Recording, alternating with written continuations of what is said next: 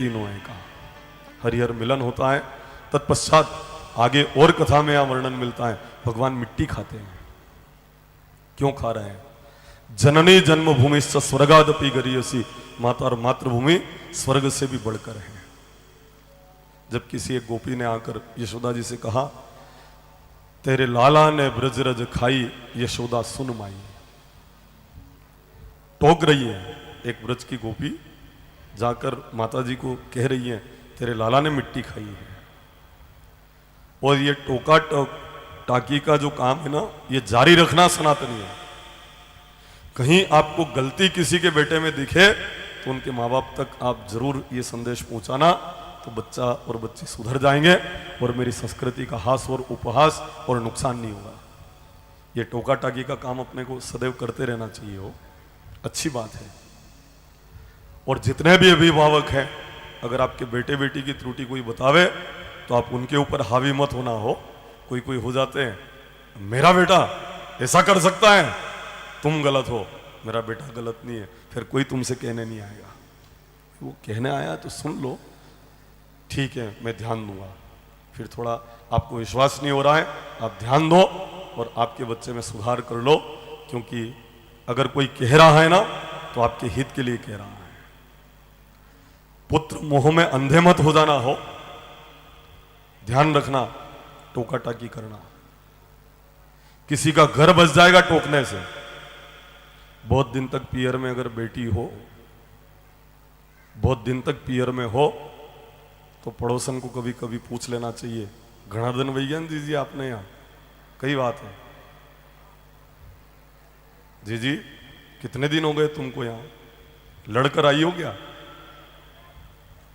झगड़ा हो गया क्या? एक दिन तो वो सोचेगी कि मेरे पियर में मेरे भैजी का खाती हूं, मेरे पिताजी का खाती हूं, और ये पड़ोसन कह रही है मेरे को। एक दिन गुस्सा होगी। अगले दिन पड़ोस की काकी जी पूछ ले, कहा बेटा घनाधन भैया नहीं अब की बार पियर में, कई बार।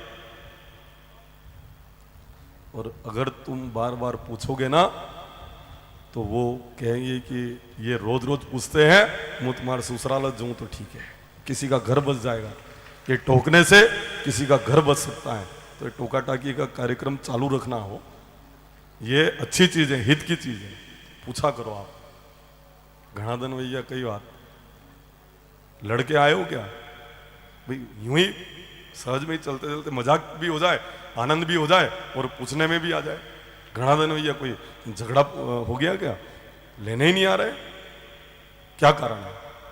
इस तरह से टोका टाकी का इस कार्यक्रम से किसी का घर टूटेगा नहीं, घर बिखरते बिखरते पुनः बन जाएगा। इसलिए ये काम जरूर आप सतर्क और सावधान रहें। और समस्त बहनों से मेरा निवेदन है, विशेषकर बहनों से, अपने घर की छोटी छोटी बातें पियर में जाके मत कहना, ससुराल की बातें। अगर डेयरी पूछ दो तो डेयरी से बाहर अपने घर की बात मत जाने देना। अब डेयरी पूछती हो ना, हाँ नाक से अगर पानी ऊपर चला जाए तो कह दो, पर ये छोटी छोटी बातें पियर में जाकर कहोगी कि मैं भोजन करती हूं, तुम्हारा हाउजी मारा हमें देखे, तो कोई आंख बंद कर भोग लगावे आपकी, यूं नैवेद्यम समर्पयामि, यूं। ये छोटी छोटी बातें पियर में जाकर मत कहो, पड़ोसन से भी मत कहना, क्योंकि लोग घासलेट की पविया भर के खड़े हैं। थोड़ी सी अग्नि नजर आई कि घासलेट झाड़ देगा, मैं सही कह रहा हूं, तैयार बैठे हैं लोग, पवी का मुंह भी खोल रखा है इन्होंने, खाली थोड़ी सी झाड़ नजर आवा की दे रहे हैं, घासलेट झाड़ते देर नहीं करेंगे लोग। इसलिए सतर्क और सावधान रहना। अगर शांति चाहते हो तो छोटी छोटी बातें इधर से उधर मत किया करो।